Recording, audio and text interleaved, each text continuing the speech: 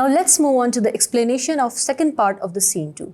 So in scene 2 we have following complex words. The first word which we have is intrigue, जिसका उर्दू में मतलब है साजिश या दिलचस्प, while in English it means attract, fascinate or conspiracy. The second word which we have is offense, जिसका उर्दू में मतलब है बेजार करना, while in English it means upsets. The third word which we have is eccentric.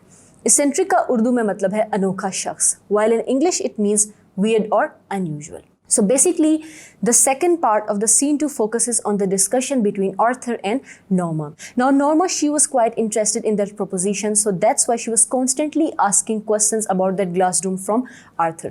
लेकिन Arthur जो है वो इसमें बिल्कुल भी इंटरेस्ट शो नहीं करता और वो उसको ये भी पूछती है कि क्या आपको ये डील अट्रैक्ट नहीं करती, to which he responds that it actually offends him.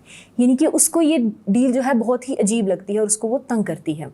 And then वो उसको ये कहती है कि शायद ये किसी किस्म की साइकोलॉजिकल रिसर्च हो या शायद कोई अमीर पागल बंदा है जो इस तरह की एक्टिविटी कर रहा है. To which he only responds with this word maybe, जिससे हमें ये बात क्लियर हो रही है कि ऑर्थर को इस प्रोपोजिशन में कोई इंटरेस्ट नहीं है, इसीलिए उसके इतने ही छोटे से आंसर्स हैं. लेकिन नॉर्मा उसको कॉन्स्टेंटली पूछे जा रही है जो कि उसको बहुत तंग करता है और लास्ट में वो यही कहता है कि दिस इज़ इमोरल, क्योंकि उसको लगता है कि पैसों के लिए किसी की मौत करना ये एक गैर इखलाकी हरकत है. तो यहाँ हमें ये भी पता चलता है that Arthur is a man of morality while Norma she is quite materialistic. तो यहाँ पे हमें ये पता चल जाता है कि इन दोनों की पर्सनैलिटी एक दूसरे से बहुत डिफरेंट है.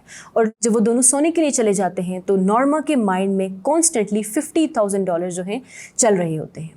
यहाँ पे ये सीन ख़त्म हो जाता है. आई होप कि आपको इसकी समझ आई होगी.